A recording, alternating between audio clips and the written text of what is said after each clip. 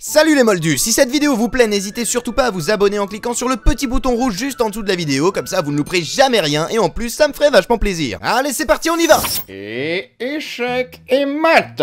Voilà, j'ai encore gagné. Encore? Mais c'est pas possible, tu gagnes tout le temps, comment tu fais? Mais mon petit bonhomme, tu sembles oublier à qui tu as affaire. Je suis le grand général Nixes, pourfendeur du grand dragon des océans, fléau des pirates et surtout grand vainqueur de la bataille de Pourpre-Mer. Enfin bref, tout ça pour dire que je suis un stratège de génie, quoi. Tu ne pensais quand même pas pouvoir me battre à ce jeu-là. Oui, non mais d'accord, mais justement, vu ton expérience dans le domaine, tu pourrais quand même au moins éviter de te donner à fond, quoi, que j'ai une chance. Parce que là, c'est pas marrant du tout, je me fais défoncer à chaque fois. C'est quand même pas ma faute si t'es un gros naze. Ah bah c'est très marrant ça, n'empêche que tu fais le malin là, mais la dernière fois, quand on avait fait cette vidéo, dont le lien se trouve justement dans la description si jamais vous ne l'avez pas encore vu, et bah c'était pas moi qui m'étais fait ridiculiser cette fois-là, moi j'avais réussi à répondre à toutes tes questions et t'avais pas réussi à m'avoir. Tiens donc, comme c'est curieux que tu me parles de cette vidéo, parce que figure-toi que j'ai toujours eu envie de prendre ma revanche. Eh bah si tu veux mon grand, vas-y, on se la joue en 4 questions, et si tu arrives à me poser ne serait-ce qu'une seule colle sur Harry Potter, je reconnaîtrai que tu es un génie absolu et que je ne suis qu'un misérable vermisseau. Voilà qui est très intéressant, et bien dans ce cas, vendu, je prends le pari. Mais par contre, si j'arrive à répondre à tout, ce sera à toi de le dire. Pardon? Mais enfin, mais qu'est-ce qui me prend? De toute façon, il n'a aucune chance, je suis sûr de gagner, et ça ne me fait pas peur. Eh bien, vendu quand même! Vois-tu, je travaille sur ce plan depuis maintenant quelques semaines, et je suis absolument certain que tu n'as aucune chance de répondre à tout. Eh bah c'est ce qu'on va voir, moi je suis prêt, envoie ta première question. On y va, c'est parti, let's go! Let's go!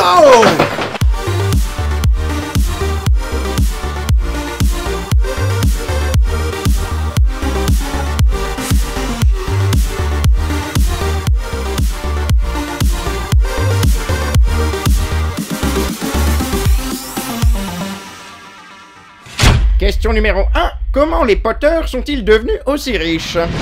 Voilà une bonne question, parce que finalement c'est vrai que quand Harry découvre qu'il est un sorcier et qu'il se rend à Gringotts pour récupérer de quoi s'acheter ses fournitures scolaires, on découvre en même temps que lui qu'en fait ses parents étaient blindés de chez blindés, et que son coffre contient une quantité absolument hallucinante de pièces d'or. D'ailleurs si vous voulez vous faire une idée, pour savoir à peu près combien d'argent est-ce qu'il a sur son compte, et bah dans une précédente vidéo on s'était justement amusé à compter ce qu'il avait sur son compte en se basant sur les images qu'on avait dans le film, et on était arrivé à une somme absolument astronomique. Si vous l'avez pas vu, vous pouvez cliquer juste ici pour aller la voir. Mais forcément, la question qui se pose automatiquement est la suivante. D'où vient tout cet argent? Qu'est-ce qu'ils ont fait dans leur vie, les parents de Harry, pour arriver à être autant pétés de thunes? Surtout qu'ils avaient quelque chose comme à peine 21 ans quand ils sont morts, alors comment est-ce qu'ils s'y sont pris pour avoir un coffre aussi plein à craquer que ça? Eh bah, je vais vous le dire. Parce que la réponse, on la connaît, et c'est J.K. Rowling elle-même qui nous l'a expliqué. L'origine de la famille Potter remonterait au XIIe siècle avec un sorcier du nom de Linfred de Stinchcombe. Et ce sorcier, en l'occurrence, avait une particularité, il vivait constamment entouré de moldus qu'il passait son temps à soigner grâce à la magie. En gros, ce qu'il faisait, c'est qu'il cultivait des plantes magiques dans son jardin, il en faisait des potions, et après il vendait ses remèdes miraculeux aux gens du village pour se faire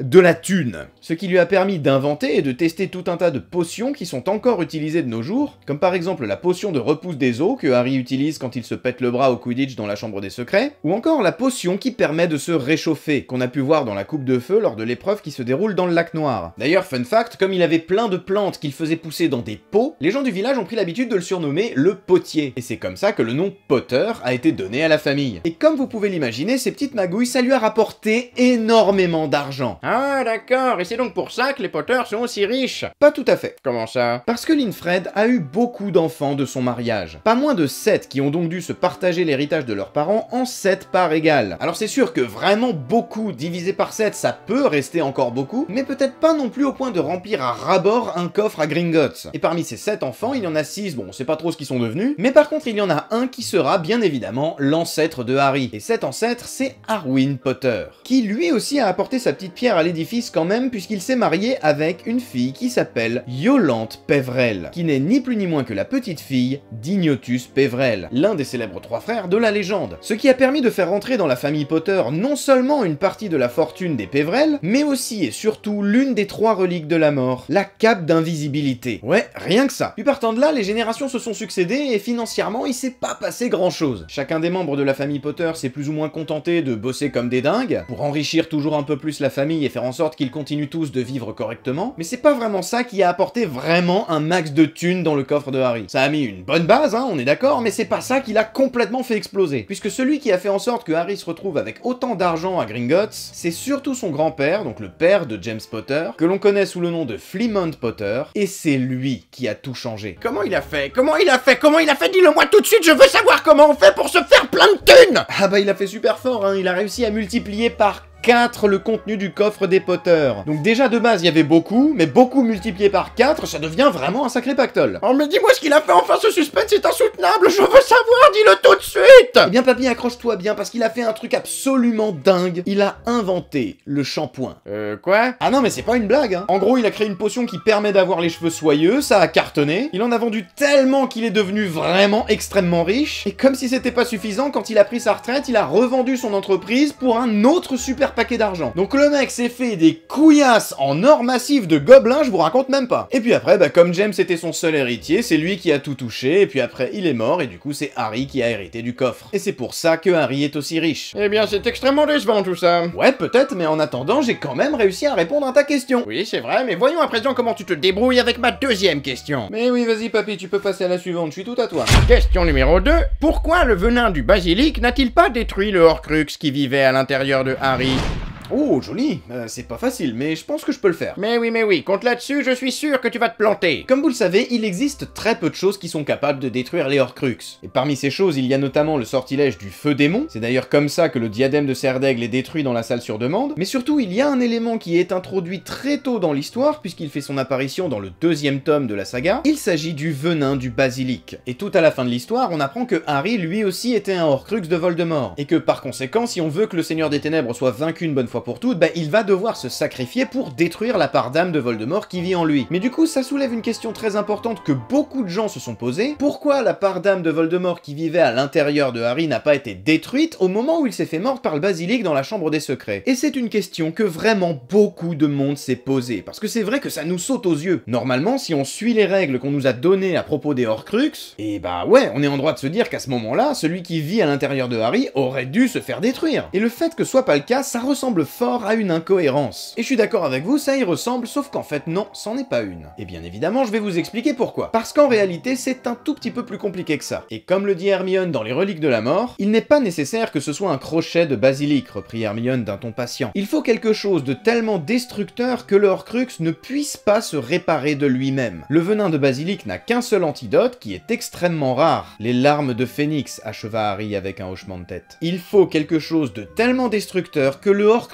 ne puisse pas se réparer de lui-même. Ce qui veut donc dire qu'un Horcrux peut se réparer de lui-même s'il en a la possibilité. Et en l'occurrence, en ce qui concerne le venin de basilic, on sait qu'il existe un antidote. Un antidote dont Harry a justement fait usage dans la chambre des secrets grâce à Fumsec, ce qui fait que même si le Horcrux avait été atteint à ce moment-là, il a pu se reconstituer grâce aux larmes de Phénix. Mais attends, du coup ça veut dire que les autres Horcrux, on aurait pu les guérir aussi avec les larmes du Phénix, non? Alors non, parce qu'il existe quand même une énorme différence entre Harry et les autres Horcrux, une différence quand même assez importante, et qui ne vous aura par ailleurs probablement pas échappé, hein, on va pas se mentir. Et cette différence, c'est que Harry n'est pas un objet. Il est bien sûr un être vivant, et ça, mine de rien, ça change beaucoup de choses. Si je prenais brusquement une épée et que je te la passe à travers le corps, Ron, je n'infligerais aucun dommage à ton âme. Avec un Horcrux, en revanche, c'est l'inverse. La survie du fragment d'âme qui y est enfermé dépend de son contenant, de cette espèce de corps ensorcelé. Le morceau d'âme ne peut pas exister sans lui. Donc si le Horcrux est un objet, il est possible de le détruire instantanément avec du venin de basilic. Parce que si l'objet en lui-même est endommagé, c'est son intégrité qui est atteinte. Il n'y a pas de retour en arrière possible. Un objet, jusqu'à preuve du contraire, ça ne peut pas se soigner, ça ne peut pas cicatriser. Je pense que vous êtes tous d'accord avec ça. Mais par contre, les êtres vivants, eux, le peuvent. Et si le venin de basilic est effectivement mortel pour Harry, ça ne le tue pas tout de suite. Il faut du temps pour que le venin se répande dans son organisme et finisse par le tuer. Au moins plusieurs minutes pendant lesquelles il sera possible de guérir si l'antidote lui est prodigué. Et c'est précisément ce qui arrive dans la chambre des secrets, puisqu'il reçoit les larmes de Fumsec. Et comme l'a dit Hermione, la survie du fragment d'âme qui vit dans un Horcrux dépend de son contenant. Si Harry survit, alors le fragment d'âme de Voldemort qui vit en lui survit aussi. Et c'est d'ailleurs bien pour ça que Harry doit mourir dans les Reliques de la Mort. Parce que sinon, s'il suffisait juste de lui injecter un peu de venin d'un gros serpent, bah vous vous doutez bien que ça aurait pas été très grave. On lui injecte le venin, on lui met l'antidote, et boum, c'est magique, c'est fini.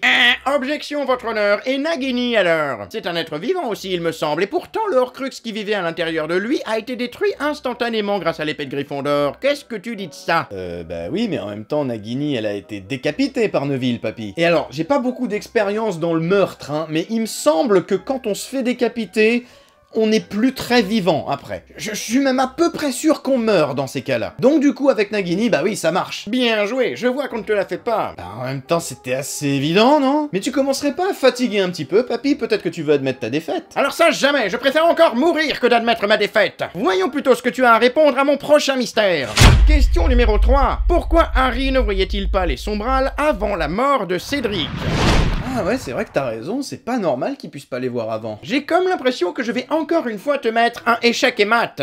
Oh, doucement, attends quand même que j'ai joué. Dans Harry Potter 5, nous faisons la connaissance de nouvelles créatures qu'on appelle les sombrales, qui sont des genres de pégases noirs qui tirent les diligences qui transportent les élèves de la gare de Préolard jusqu'au château de Poudlard. Mais ce qui les rend particulièrement intéressants, ce n'est pas que ce sont des pégases noirs, c'est que ce sont des pégases noirs invisibles à la plupart des gens. Et les seules personnes à posséder la capacité de les voir sont les personnes qui ont déjà vu la mort en face. Et en l'occurrence, Harry, lui, il a déjà vu la mort plusieurs fois, et bien avant sa 5e année. Il a d'abord vu mourir ses 2 parents qui se sont fait tuer par Voldemort. En première année, il a aussi vu mourir le professeur Quirrell. Il a vu en quelque sorte une part de l'âme de Voldemort mourir dans la chambre des secrets. Puis lors de la coupe de feu, il a aussi assisté à la mort d'un de ses amis et concurrents, Cédric Diggory. Et curieusement, c'est seulement la mort de ce dernier qui déclenchera alors chez lui la capacité de voir les sombrales. Enfin, en tout cas, ça, c'est ce que vous croyez. Parce qu'en fait, non, même pas. Puisque dans Harry Potter et la coupe de feu, tout à la fin, quand il retourne au Poudlard Express, avec les diligences donc, qui sont déjà tirées par les sombrales, il ne les voit toujours pas. Alors qu'à ce moment-là de l'histoire, il a déjà vu Cédric mourir. Mais qu'est-ce qui te dit qu'il a pris les diligences à la fin de la coupe de feu? Le dernier chapitre. Dans le hall bondé, Ron, Hermione et lui attendaient, avec les autres élèves de 4e année, les diligences qui devaient les emmener à la gare de Préolard. Donc il a bien pris les diligences après avoir vu Cédric mourir, et pourtant à aucun moment il ne fait la mention des sombrales dans ce dernier chapitre. Il ne les voit toujours pas. Alors qu'est-ce qui cloche? Est-ce que c'est une incohérence? Est-ce que J.K. Rowling a commis une bourde et n'avait pas prévu de mettre les sombrales dans l'histoire à ce stade? Est-ce qu'elle a pas fait gaffe à ce qu'elle écrivait à ce moment-là? Ou alors est-ce que tout ceci n'aurait pas finalement bel et bien un sens? Est-ce que ça ne pourrait pas être tout simplement que Harry ne remplit pas encore la condition nécessaire pour voir les sombrales? Ce qui voudrait alors dire que Harry n'a peut-être pas encore vraiment vu la mort en face.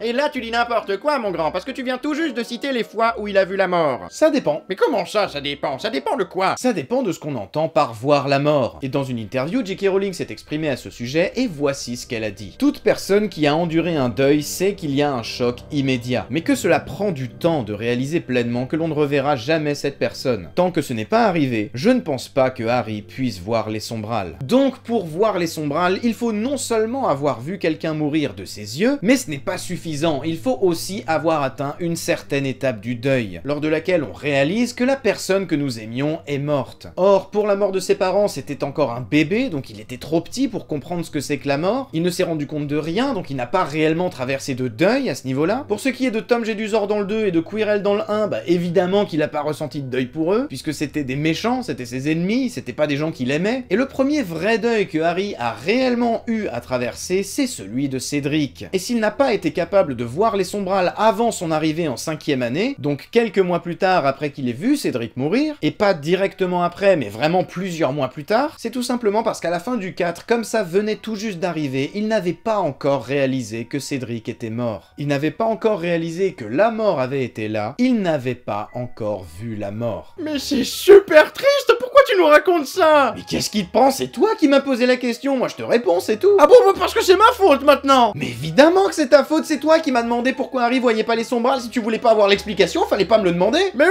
mais t'étais pas obligé de donner une réponse aussi déprimante. Alors maintenant écoute-moi bien, je vais passer à la dernière question, et je te préviens tout de suite, je veux de la bonne humeur, est-ce que c'est clair? Ah, je vais essayer, mais ça va en grande partie dépendre de toi.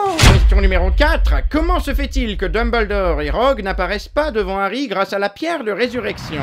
Mais t'es sérieux? Mais comment tu veux que je te donne de la bonne humeur avec une question pareille? Eh oh, non mais c'est pas moi le youtubeur ici, hein. Moi je suis là pour poser des questions, toi tu es là pour y répondre, et le reste c'est pas mon problème. Mais qu'est-ce que tu fais? Bah j'apporte de la bonne humeur, enfin je fais ce que je peux en tout cas, j'essaye, parce que c'est pas évident avec le sujet que tu proposes. Et donc tu vas faire de la musique pendant que tu parles? Non papy, je vais faire de la musique pendant que je chante. Oh non, tu plaisantes, j'espère, tu vas quand même pas faire ça. Vous avez sans doute remarqué que quand Harry allait se faire buter, il a trouvé un truc dans le vif d'or. L'une des 3 reliques de la mort, la pierre qui permet de voir encore les personnes dont le trépas fut le sort. Il y avait son papa et il y avait sa maman. et même les amis de ses parents. Mais deux personnes qui auraient dû être là, on ne les a pas vues. Je parle bien sûr de Dumbledore et de Rogue, mais où sont-ils encore? J'ai ma petite théorie, je vais vous l'expliquer. Par contre, je vais arrêter de chanter.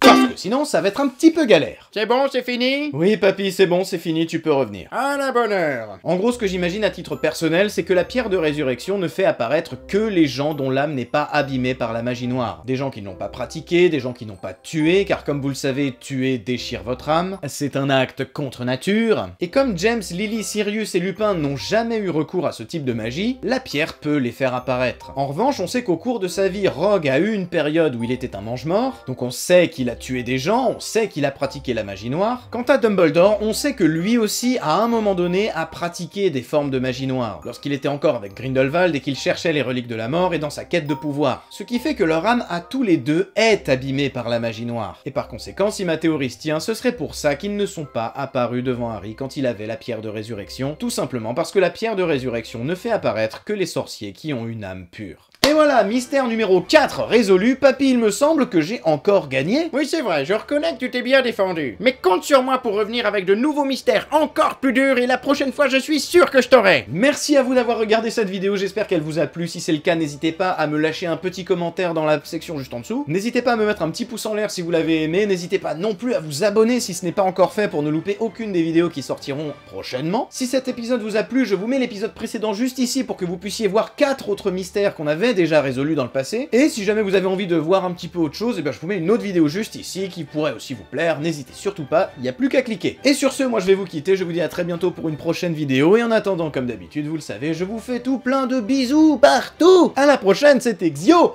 Ciao. Oh, je suis un petit peu trop en forme pour cette vidéo, vous avez remarqué ou pas?